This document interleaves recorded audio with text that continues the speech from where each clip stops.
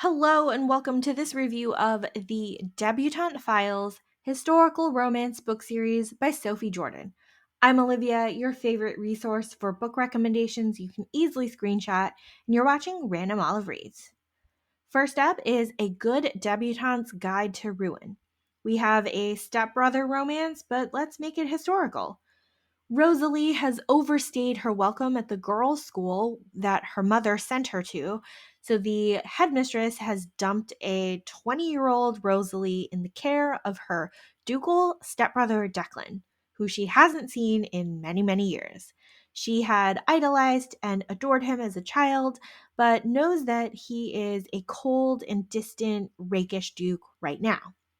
Declan's plan is to offer a dowry for Rosalie and get her out of his house and hair as soon as possible, especially since he despises her mother. It's not a very successful plan since Declan and Rosalie are very much attracted to each other and then happen to run into each other at a scandalous club where Rosalie is in disguise. There's loads of scandal and drama here, especially when Rosalie's horrible mother gets involved. An Heiress for All Seasons is a little holiday novella that is book 1.5 of the series. We have a quick, relatively low angst novella. Violet is an American heiress being shown off around England by her title seeking mother. She has no intention of marrying anyone in England, since she has a suitor back home in America, but she goes along with her parents until they can accept her other suitor.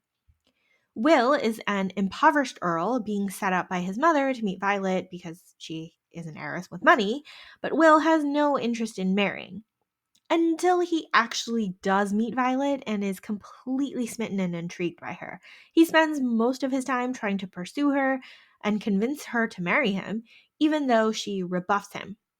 At some point, they get stuck in a cabin together during a snowstorm, so, you know, things happen and they're essentially compromised and have to get married. This is an easy peasy read with a fun and flirty spice. All the Ways to Ruin a Rogue is book 2 of the series. Aurelia has been in love with her brother's best friend Max since first setting eyes on him at the age of 9. However, at age 15, she witnesses him having a tryst with a maid in the greenhouse. And so she's completely brokenhearted and she draws this caricature of him, which accidentally gets discovered and sets him up for humiliation. From that day on, they have endured a bickering and spiteful relationship. We are many years later with Aurelia having been uninterested in the social season or finding a husband until she realized that she will be a burden to her newly married brother's household.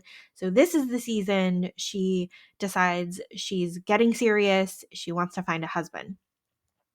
Max is critical of all of Aurelia's suitors, even though he has no desire to marry her himself.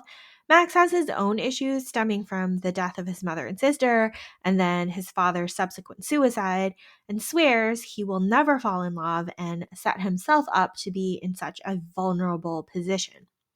However, all those years of angry bickering has caught up to Max and Aurelia, who now can't seem to keep their hands and mouths to themselves. Overall, the series was connected by our guy friend group. The Duke from the first book, and his cousin is the Earl in the second book, and his best friend Max is in the third book. And also, Aurelia is a key player in almost all of the stories here. This series does make the most sense if you read it in order because of that tight connection between the characters, and you can kind of see the beginnings of the flirtation between Aurelia and Max in book 1.